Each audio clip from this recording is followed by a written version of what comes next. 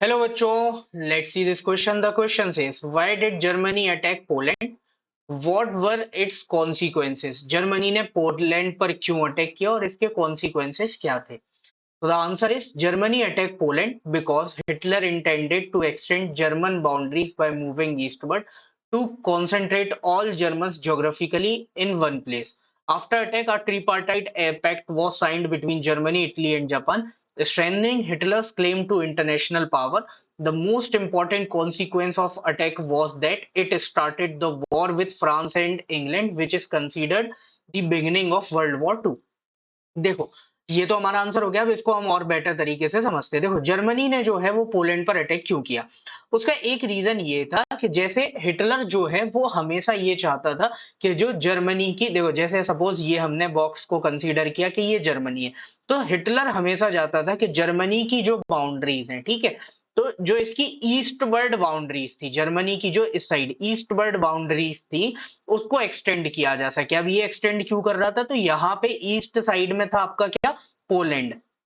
तो east side में आपका पोलैंड था। अब पोलैंड में भी बहुत सारे जर्मन स्पीकिंग लोग थे, तो ये चाहता था जितने भी जर्मन स्पीकिंग लोग हैं उन सबको एक एरिया बना लें और पूरा उस पे किसका कब्जा होना चाहिए? जर्मनी का। अब जैसे ही इसने पोलैंड पर अटैक किया तो उसके बाद हुआ क्या? तो एक एग्रीमेंट साइन होता है। अब यहाँ पे कैसा एग्रीमेंट साइन होता है? ट्रीपार्टाइट। ट्रीपार्टाइट का मतलब क्या होता है? जहां पे तीन पार्टीज इन्वॉल्व हो। तो यहाँ पे तीन पार्टीज कौन कौन सी हैं? तो फर्स्ट वन इज आपका जर्मनी। तो फर्स्ट पार्टी आपका जर्मनी, सेकंड पार्टी है आपका इटली, एंड थर्ड पार्टी है आपका जापान। तो ये तीन यहाँ पे पार्टीज इसमें इंक्लूडेड थी। तो इन तीनों ने यहाँ पे मिलके एक एग्रीमेंट साइन किया। अब हमने देखा था वर्ल्ड वॉर वन के बाद जर्मनी पे बहुत सारी रेस्ट्रिक्शंस लगा दी गई थी। जर्मनी वॉर हार गया था क्योंकि, तो इंटरनेशनल लेवल पे जर्मनी की जो इमेज है वो खराब हो चुकी थी। लेकिन जैसे ही इसने पोलैंड पर जब अटैक किया तो इसका एक कॉन्सिक्वेंस क्या हुआ कि लोगों को ये समझ में आया कि भाई हिटलर के अंडर जो है जर्मनी की जो मिलिट्री स्ट्रेंथ है वो बढ़ रही है। तो जर्मनी को फिर से एक इंटरनेशनल पावर के रूप में देखा जाने लगा कि हाँ, अब ये एक पावरफुल कंट्री हो चुकी है।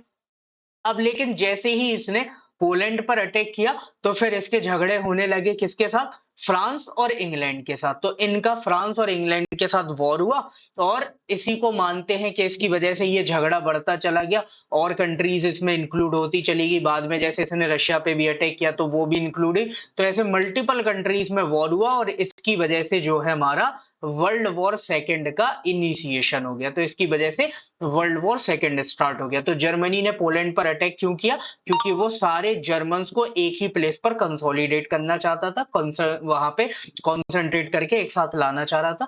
कॉन्सिक्वेंस क्या हुआ? तो पहला कॉन्सिक्वेंस तो ये था कि इंटरनेशनल लेवल पे हिटलर के अंडर जो जर्मनी की पावर थी वो बड़ी, लोग उसको इंटरनेशनल पावर मानने लगे।